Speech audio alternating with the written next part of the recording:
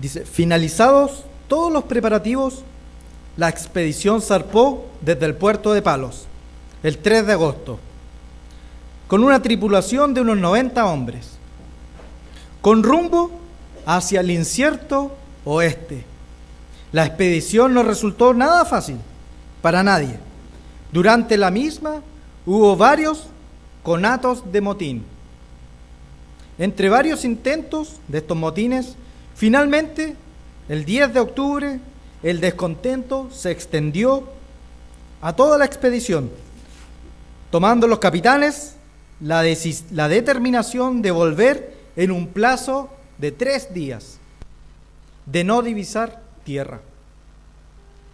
Finalmente, el 12 de octubre, cuando la tripulación ya estaba inquieta por la larga travesía sin llegar a ninguna parte, el grumete Rodrigo de Triana dio el famoso grito: ¡tierra a la vista! Con esta visión de Rodrigo de Triana se echaba por tierra el famoso mito de que el planeta era plano. Colón y su tripulación, al creer que llegaban a las Indias, demostraban que la tierra era redonda y que se podía llegar a las Indias por otra ruta.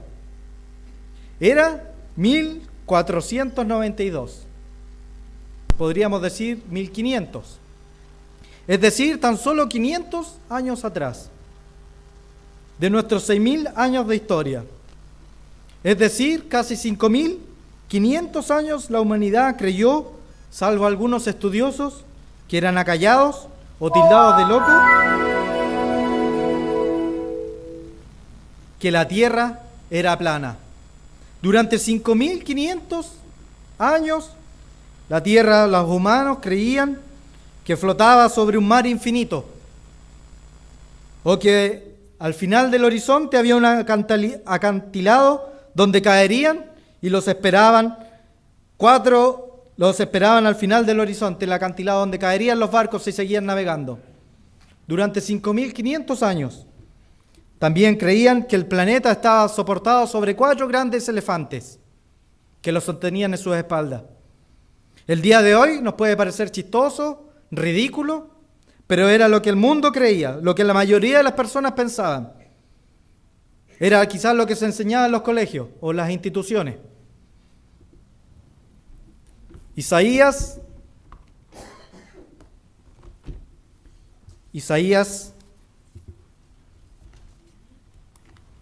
40, el versículo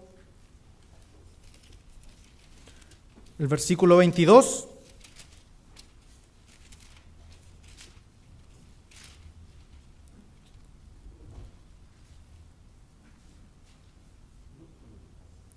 No hay versículo 22 de Isaías. Estoy leyendo Jeremías.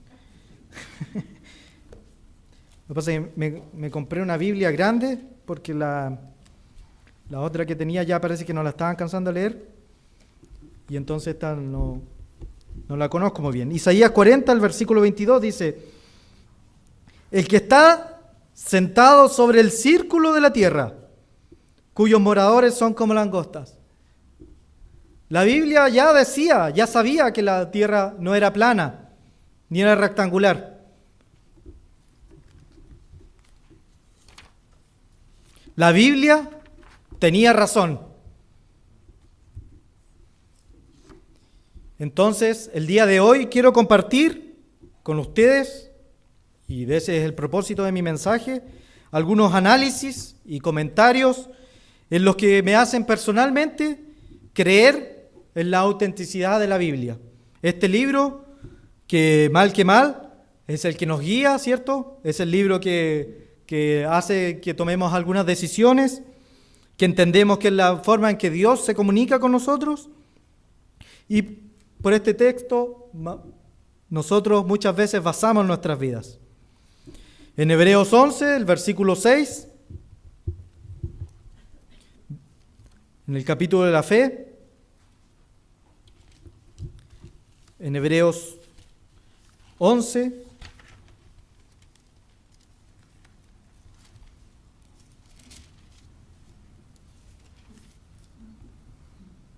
el versículo 6, dice, sin fe, porque sin fe es imposible agradar a Dios, porque es necesario que el que se acerca crea que le hay.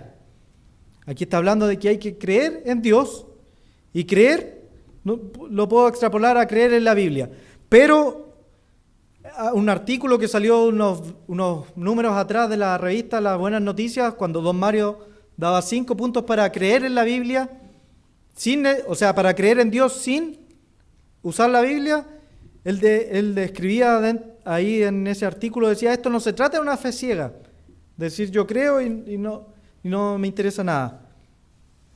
Esto se trata de una fe que uno puede corroborar y tiene sentido lo que uno cree. Estamos viviendo un camino lógico, un camino que, como decía el versículo de Isaías, era algo que la gente podía tildar de locos a los que creían en la Biblia y el resto poder creer otra cosa, pero lo correcto era lo que estaba en la Biblia. La Biblia tenía razón.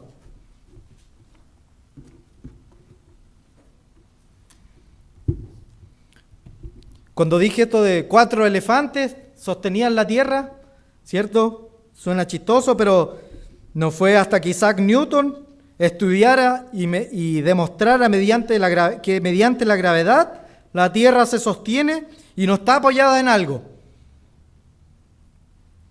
Y ahí la gente creyó. Cuando Isaac Newton que él vivió entre 1642 y 1727. Sin embargo, la Biblia ya decía que la tierra no colgaba sobre nada. Veamos lo que nos dice Job, el capítulo 26.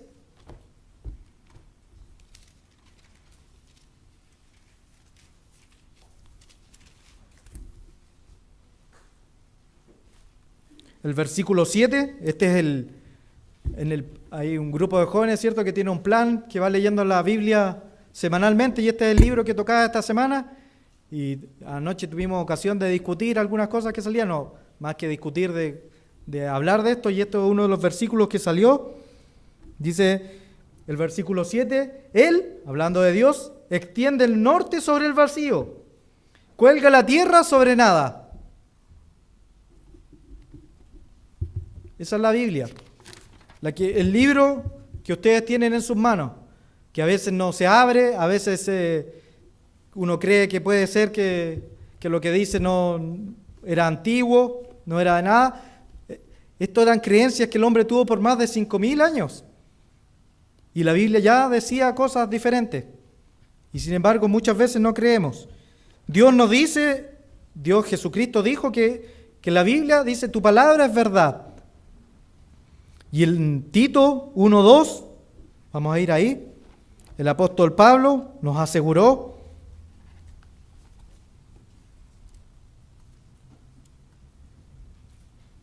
la epístola que le escribió a Tito, como decía don Omar, ¿cierto? Esta es una de las cartas ministeriales. Una de estas fue la que le escribió a Tito, en el capítulo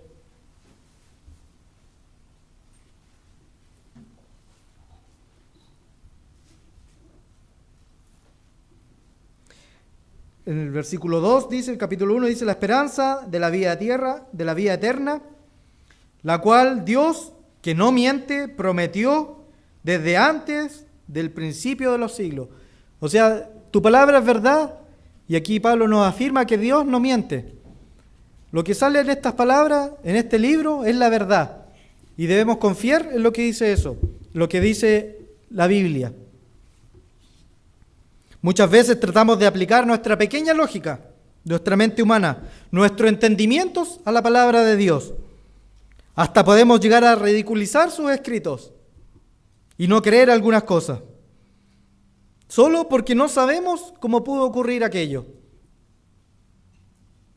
Imagine que las personas que piensan en el arca Noé, no, eso es una ridiculez. ¿Cómo se pudieron meter los animales dentro de cómo pudo haber llovido tanta? No, ridiculizar los escritos que salen en la Biblia, solo porque no tenemos la capacidad de demostrarlo. O que el mar nos abrió. No, tiene que haber pasado por una parte donde estaba bajito el agua, ¿cierto? Y llegamos a buscar explicaciones que solo porque nosotros no podemos llegar a entenderlo. O que a veces cuando se dice, ¿cierto?, que el corazón es el que siente, y no, tiene que haber sido una mala traducción, ¿cierto? O nosotros pensar si el corazón late, el cerebro es el que siente. Sin embargo, se han demostrado que el corazón ya tiene neuronas. A lo mejor todavía no se llega a demostrar científicamente, pero eso no significa que sea verdad. Todavía no se llega a demostrar 100% que se siente ahí. Pero eso no significa que no sea verdad, que yo no lo pueda demostrar. Con estas declaraciones de la Biblia no debemos esperar otra cosa sino exactitud en sus palabras. Ignacio Felipe Semmelweis fue un médico húngaro de origen alemán que consiguió disminuir drásticamente la tasa de mortalidad en un 70% en la sepsis puerperal, que es conocida también como la fiebre del parto. Y él lo logró gracias a una recomendación que era que las personas que atendían, ¿cierto?, los partos se lavaran las manos con una solución de cal clorurada antes de atender los partos. Lavarse las manos higiénicamente. Esa fue su recomendación y logró disminuir un 70% las muertes de los partos. La comunidad científica de su época, él vivió entre 1800 y 1865, lo denostó. Se burlaron de él. Y él, paradójicamente, acabó falleciendo víctima de septicemia a los 47 años en un asilo. Algunos años después, Louis Pasteur publicaría la hipótesis microbiana, luego se extendería esta práctica quirúrgica e higiénica al resto de las especialidades médicas. Actualmente es considerado una de las figuras médicas pioneras de la antisepsia y la prevención de la infección, Louis Pasteur. La base de la buena salud es un código sanitario adecuado. Y la Biblia revela las bases de ese código en el libro de Levítico. Este libro que tiene que ver con la higiene pública, con el abastecimiento del agua. Este libro que tiene que ver con la eliminación de aguas residuales. Este libro que tiene que ver con la inspección y la selección de la comida. ¿Qué debemos comer? Levítico 11. ¿Qué no debemos comer? El Levítico 11. El control sobre las enfermedades infecciosas. Si Dios lo puso ahí, es porque es de beneficio para nosotros. No fue un capricho para probarnos. En el relato del buen samaritano, se nos dice que éste aplicó vino y aceite a las heridas de la víctima y luego las vendó para protegerlas mientras sanaban. El vino sirvió como un desinfectante y el aceite como un ungüento sedante. En Wikipedia busqué la palabra cuarentena o la definición que encontraría ahí y dice: es la acción de aislar o apartar a personas o animales durante un periodo para evitar o limitar el riesgo de que se extienda una determinada enfermedad contagiosa. No necesariamente 40 días. La forma de aislamiento más antiguas, efectivas, conocidas, son las mencionadas en el Pentateuco, en la Biblia, hace más de 3.400 años. Este libro antiguo para algunos de nosotros, o pasado de moda podemos pensar. En Proverbios 17,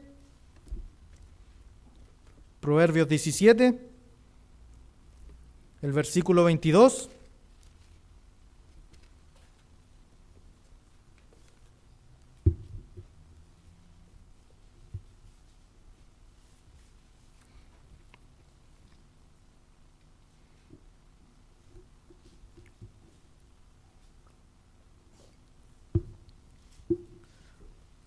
Proverbios 17, el versículo 22, dice: el corazón alegre constituye buen remedio, mas el espíritu triste seca los huesos. ¿Lo creemos? ¿O pensamos que es una poesía? ¿Le creemos a la Biblia? ¿O creemos que nuestros ojos, o solamente creemos lo que nuestros ojos ven en un microscopio?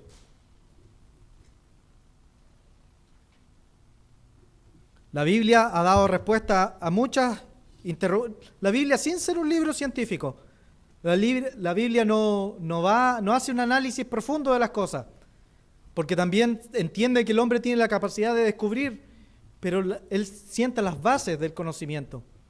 El principio de la sabiduría es el temor al Eterno, el conocimiento de la palabra de Dios. En Salmos 139:13, David ya escribió de cómo se formaba un ser humano en el vientre. Vamos a ir ahí para leerlo. Salmos 139.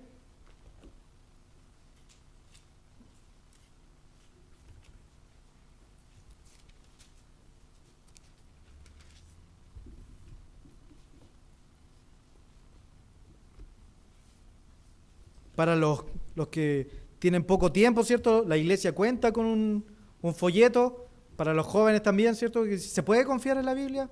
Yo les recomiendo que lo lean, lo busquen, vean las formas como ha sido transmitida la Biblia, cómo ha sido traducida y lo analicen, porque es muy importante.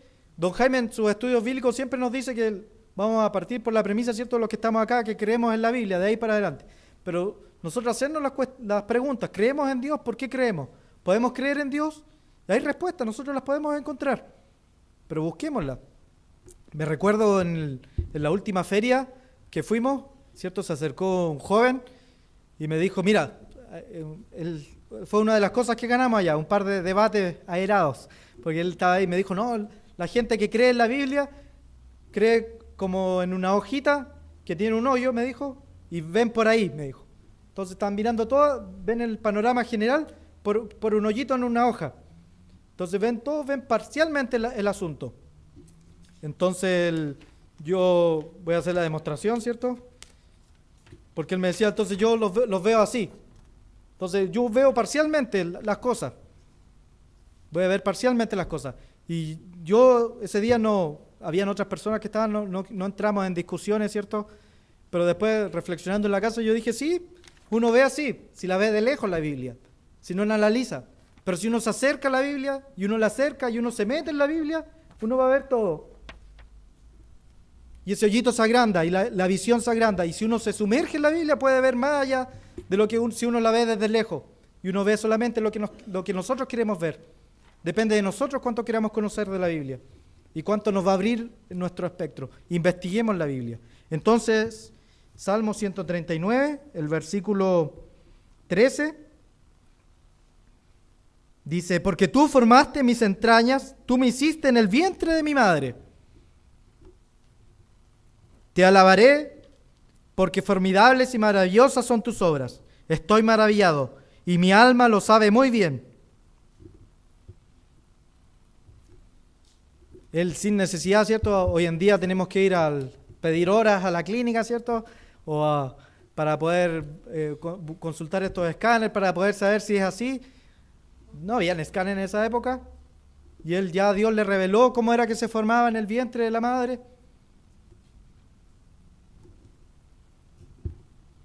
Este libro, el lápiz lo tomó un hombre, pero fue escrito por Dios.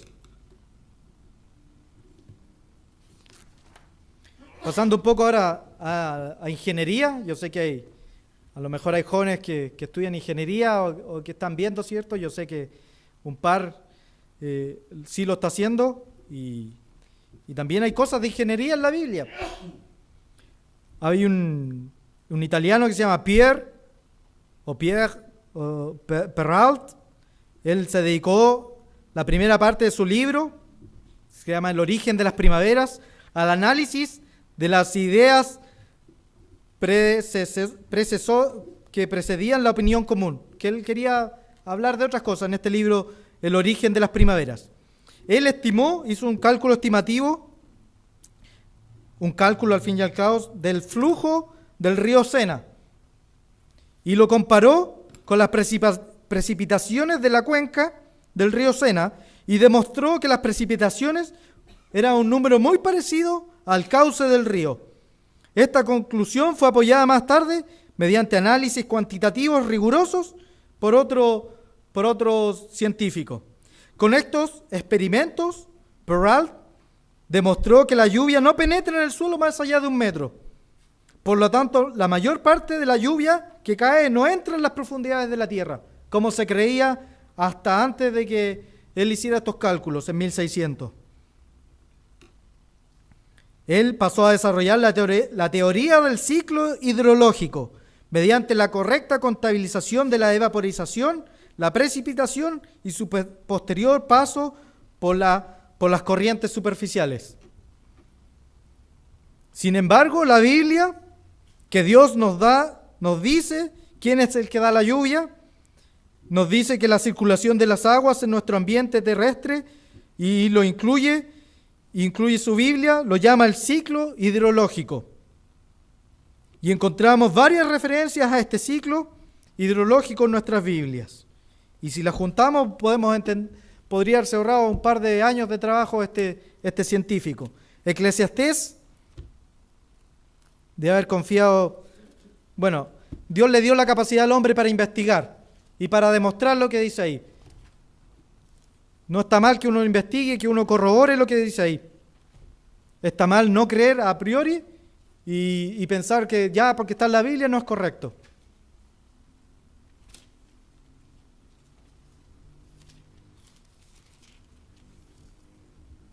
El versículo 7 del capítulo 1 de Eclesiastés dice: los ríos van todos al mar, y el mar no se llena. Al lugar de donde los ríos vinieron, allí vuelven para correr de nuevo. Y en Job, el libro donde Dios demuestra, ¿cierto?, su sabiduría a este patriarca, en el capítulo 36,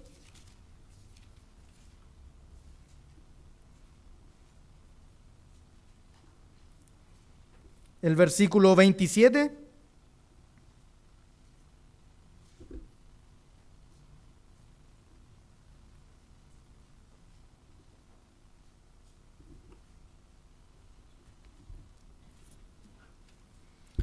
dice el versículo 27, Él atrae las gotas de agua al transformarse el vapor en lluvia, la cual destila las nubes, goteando en abundancia sobre los hombres. O sea, si usted junta ese par de versículos con el que leímos recién de Eclesiastés, tiene el ciclo del agua que demostró mediante esos cálculos este par de científicos, ¿cierto?, hidráulicos en el año 1608. Aquí ya estaba descrito el proceso. Y como repito, no es que uno no tenga que hacer las investigaciones. Dios le dio esta capacidad al ser humano de investigar, de ir más allá. Pero la Biblia tenía razón.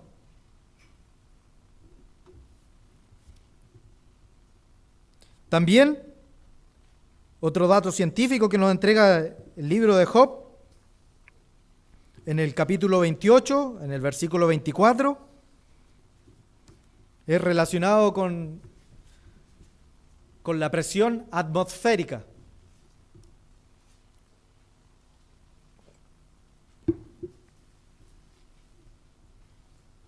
El capítulo 28, en el versículo 24.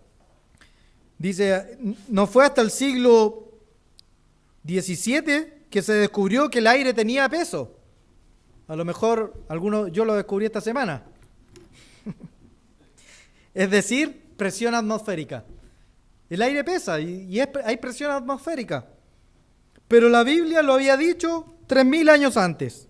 Entonces en el capítulo 28, el versículo 24 dice, porque Él mira hasta los fines de la tierra y ve cuánto hay bajo los cielos, al dar peso al viento. En forma poética. Este libro de Job es uno de los libros más poéticos y científicos que podamos encontrar en la Biblia.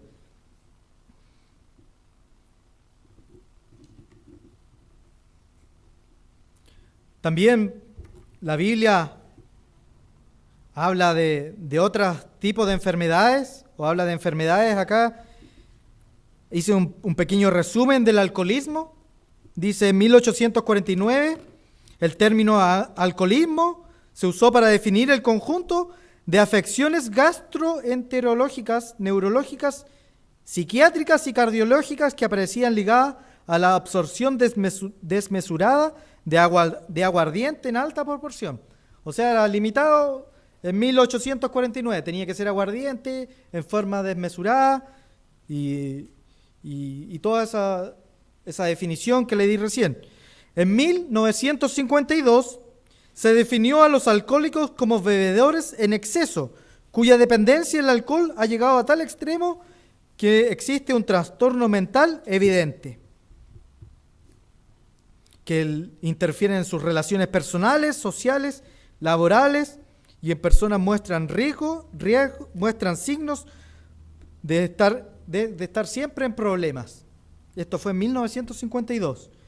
En 1977 se propuso la utilización de un nuevo concepto, síndrome de la dependencia del alcohol o problemas relacionados con el alcohol, para no denostarlos tanto, ¿cierto? Pero en Proverbios 23,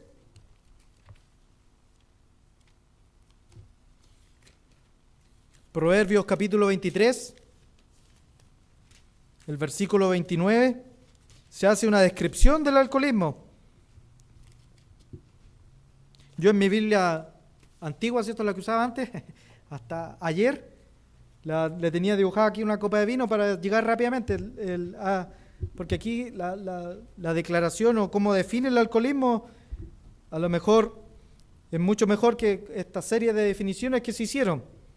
El capítulo 23, el versículo 29, dice: ¿para quién será el ay? ¿Para quién el dolor? ¿Para quién las rencillas? ¿Para quién las quejas? ¿Para quién las heridas en balde? ¿Para quién lo amoratado de los ojos? Para los que se detienen mucho en el vino, para los que van buscando la mixtura, el mezclar.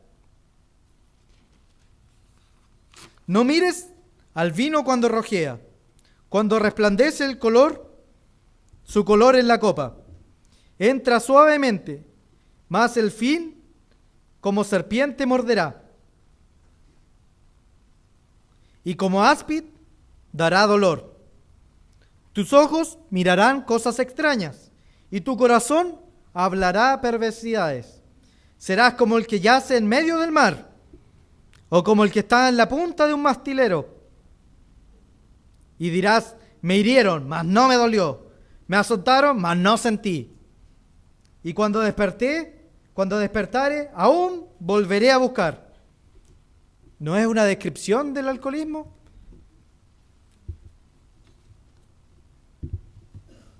Todas estas personas que investigaron, ¿cierto?, que buscaron,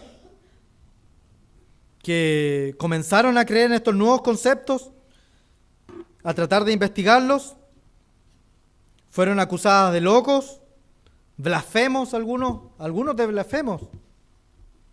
Algunos finalmente, pero finalmente la historia, el tiempo y la verdad les dio la razón a estas personas que trataban de investigar esto. Finalmente, la Biblia tenía razón. Sin embargo, y aquí es lo paradójico, en el día de hoy, un poco con la reflexión que hacía don Jaime, ¿cierto?, en su boletín, la comunidad cristiana actualmente ha llamado a alejarse un poco de la lectura de la Biblia, pues podría ahuyentar a los feligreses de las iglesias. En su blog titulado Bostezando en la Palabra, Mark Galli escribió en christianitytoday.com, ¿cierto?, un blog cristiano, en noviembre del año 2009, consejos. Estos son los consejos que les da a las personas que leían este artículo, que él le da consejos, ¿cierto?, a personas que dan mensajes alrededor del mundo, en este sitio web que se llama Christianity Today, o Cristianidad Hoy Día.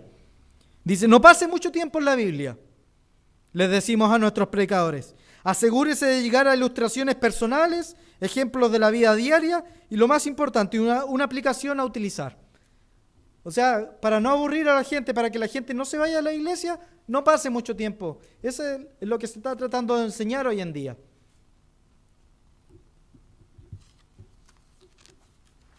Tenemos un libro acá que nos da la verdad en forma poética muchas veces, en forma sencilla, en pocas palabras, y que la Biblia fue entregada para nosotros, para nuestro beneficio, es nuestro GPS para poder vivir. Cuando nos sintamos que estamos perdidos, acudamos a Él. Podemos encontrar la solución a gran parte de nuestras aflicciones. Hay un escritor que se llama, un psiquiatra que vivió la Segunda Guerra Mundial en un campo de concentración. El apellido es se llama Víctor Frank. Y él escribió que la depresión es el sufrimiento sin propósito. Él define así: el sufrir sin un propósito, esa es la depresión. Y en la Biblia nosotros podemos encontrar propósitos para esta vida. Sabemos que, como decía don Vicente, estas fiestas santas que son las que nosotros encontramos el propósito de la humanidad, la manera en que Dios trabaja, y podemos encontrar que mediante estas 7 fiestas santas hay un resultado, hay un propósito para toda la humanidad, no para un puñado de gente que hoy en día está escuchando lo que se pueda estar hablando acá o en cualquier otra parte, en cualquier otra iglesia alrededor del mundo. Es para toda la humanidad, cada uno a su tiempo, pero para todos tienen la oportunidad. Es decir, si uno lee estas palabras, uno puede estar sufriendo, puede vivir dificultades. Como se dice, ¿cierto? Nadie dijo que iba a ser fácil, pero hay un propósito y eso nos hace salir de la depresión. Un sufrimiento sin propósito es depresivo, pero un sufrimiento con propósito nos llena de esperanza. Uno, tomando aspectos, ¿cierto?, de la vida, lo conversábamos, ¿cierto?, con mi señora esta semana, que ella está sintiendo estos mareos, ¿cierto? Ella se siente muy mal, pero hay un propósito detrás de eso, ¿cierto? Hay una vida que se está formando. Eso la hace sentirse, la hace poder sobrellevar de mejor manera que si ella sintiera el mismo dolor, los mismos mareos, sin saber lo que viene en el futuro. Pero hay un propósito. Y eso es lo maravilloso de esta Biblia, que nos indica que hay un futuro mejor. Muchas veces el hombre desconoce el poder de estas palabras, escritas y diseñadas por el Creador de los cielos, de la tierra, del aire, del universo, de todo, completo, el Creador de los tiempos. El mismo que diseñó todo, escribió estas palabras para nosotros. Cada vez que abrimos estas fascinantes palabras, encontramos detalles de la misma creación. Podemos encontrar solución a problemas. Son las palabras de Dios, escritas para nosotros. También en estas palabras podemos saber de historia. Esta Biblia ha sido usada como uno de los textos bases de la historia. Podemos saber noticias por adelantado. ¿Cuántos quisieran hoy en día, cierto, saber noticias por adelantado? Los que invierten en la bolsa o los gobernantes, inversionistas, ¿cierto? Para saber noticias por adelantado. Nosotros tenemos la capacidad de saber algunas noticias por adelantado. Y son para darnos tranquilidad, ¿cierto? Para poder vivir esta vida con un propósito. Este mundo, de un poco más o algo más de 7.000 millones de habitantes, cerca de 1/3 profesan ser seguidores de la Biblia. Pero ¿cuántos siguen los consejos de Jesucristo? Un par de veces, Mateo 19, versículo 4. Los consejos del mismo Jesucristo nos dejó en su Biblia.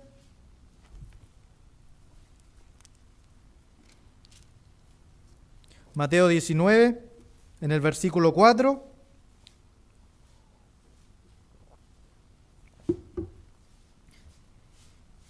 Dice, él, hablando de Jesucristo, respondiendo les dijo, ¿no habéis leído? que Él los hizo en un principio, varón y hembra los hizo. O sea, este consejo lo podríamos usar hoy en día, ¿cierto? Para las sociedades que se están debatiendo entre si dejamos a la humanidad amarse de manera libre o restringimos el matrimonio a parejas, ¿cierto?, heterosexuales. Y él aquí dice, ¿no habéis leído? Porque él nos da el consejo de leer las Escrituras para encontrar la respuesta. ¿No habéis leído que los hizo al principio varón y hembra los hizo? En Marcos capítulo 2,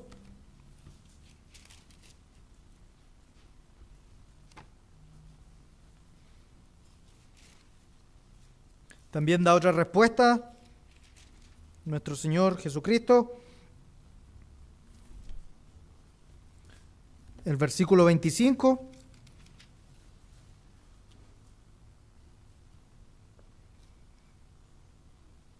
Aquí hablando, ¿cierto?, del día de reposo, del sábado que Jesucristo guardaba. Y aquí Jesucristo no está hablando de no guardar el sábado, está hablando de otra cosa.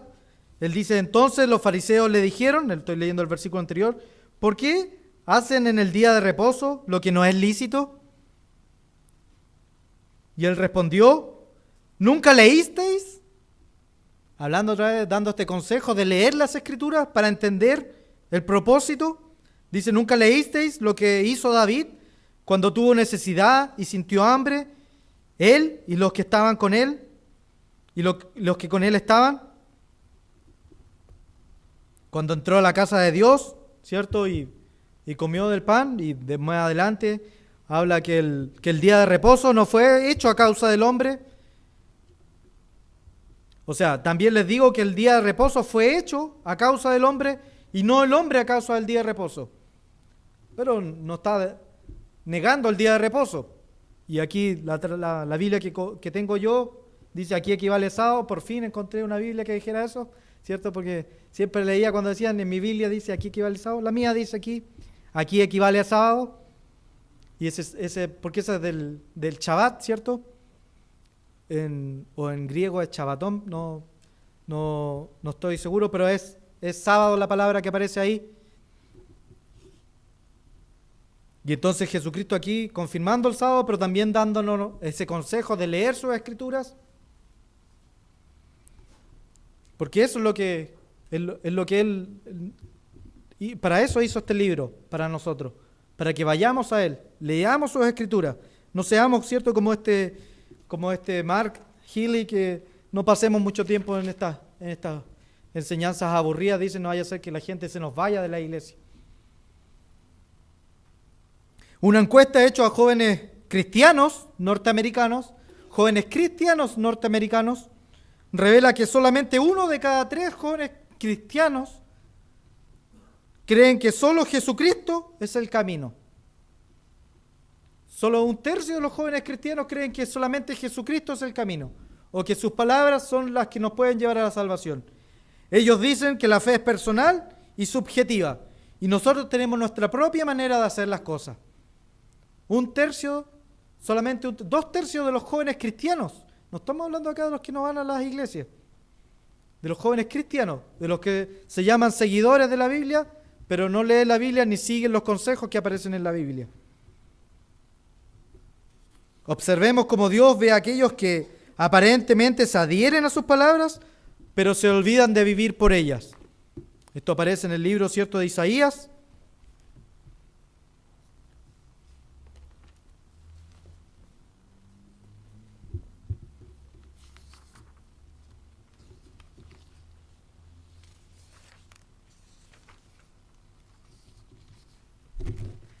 Isaías, el capítulo 29, el versículo 13.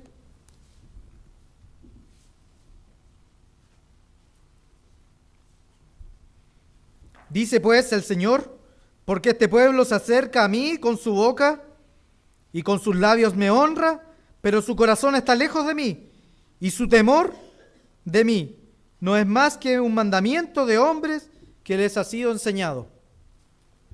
En la Nueva Versión Internacional dice, Este pueblo me alaba con su boca y me honra con los labios, pero su corazón está lejos de mí y su oración no es más que un mandato enseñado por hombres. Mandamientos de hombres son los que no le agradan a Dios. Dios no está impresionado ni contento por nuestras apariencias externas y vacías, o apariencias externas y vacías, cierto, de celebraciones que se hayan sido mandatos de hombres. Él quiere que seamos obedientes a su palabra, a las fiestas que Él celebró, a las fiestas que Él guardó, al día que Él observó. Pero sí está contento con aquellos que respetan profundamente su palabra. Y esto también sale en Isaías, en el capítulo 66.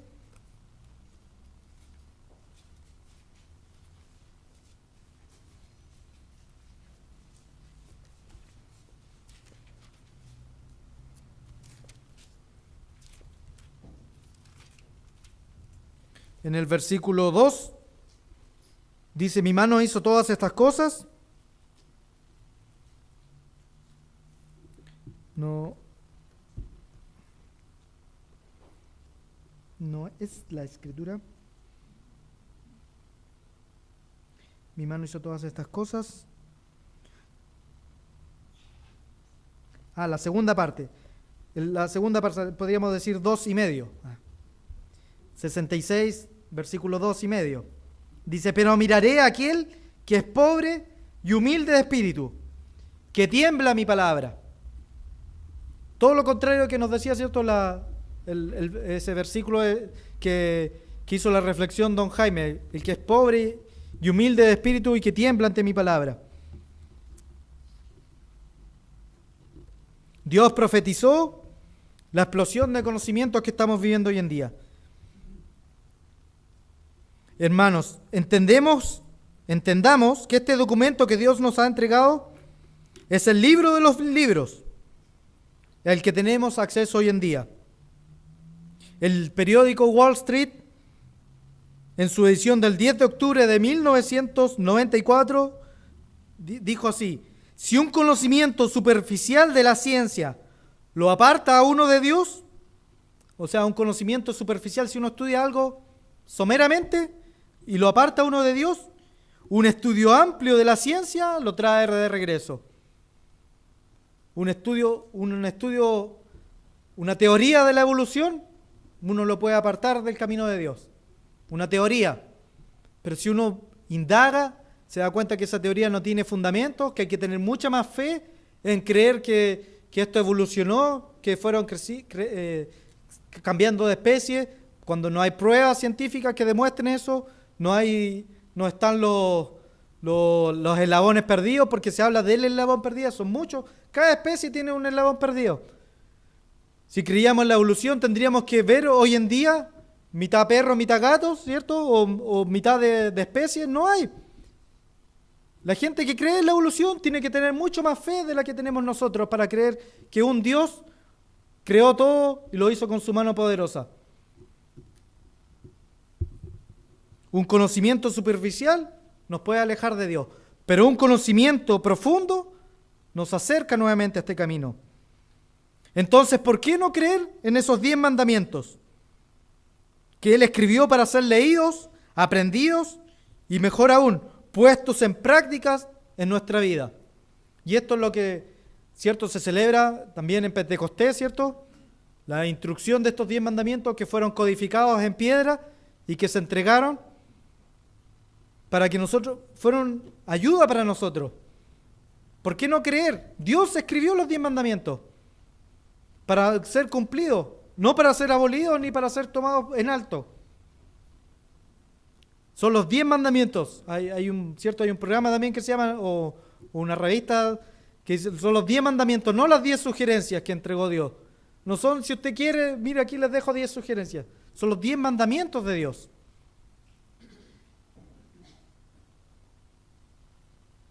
¿Por qué no leer, estudiar y poner por obra sus leyes acerca de los alimentos limpios e impuros?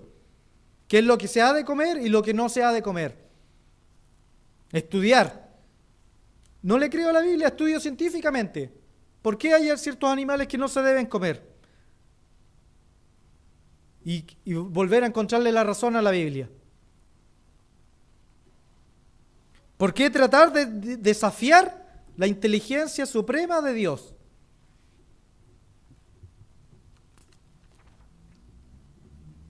Jesucristo mismo, Él confiaba y respetaba en sus instrucciones, en las mismas instrucciones que Él dio, ¿cierto?, anteriormente, en sus propias instrucciones.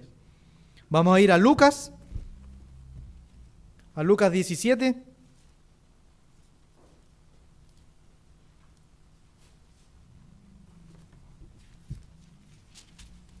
En las pasadas conferencias que don Jaime me invitó ¿cierto?, a escuchar con él, el tema era trabajar o trabajando en la palabra, o trabajando en la palabra, porque estas conferencias están dirigidas, ¿cierto?, a los ministros, que los ministros se basaran en la Biblia, leyeran la Biblia, fueran expertos en la Biblia, que se aferraran al tronco.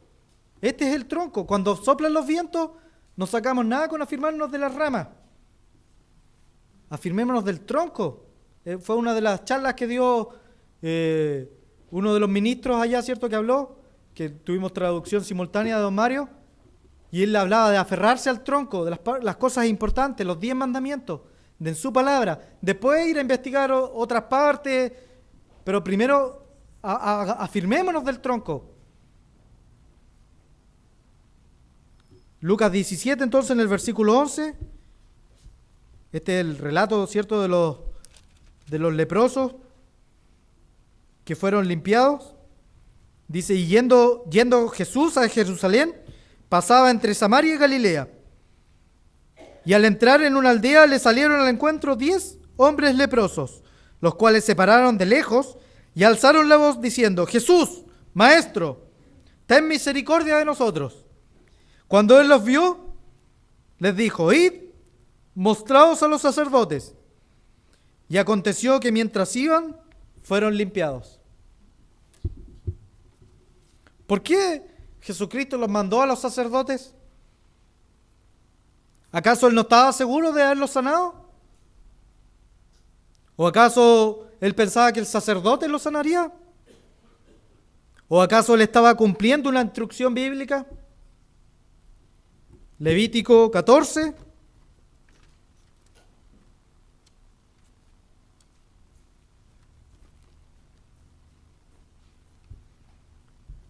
Jesucristo cumplió las instrucciones que aparecían en su Biblia.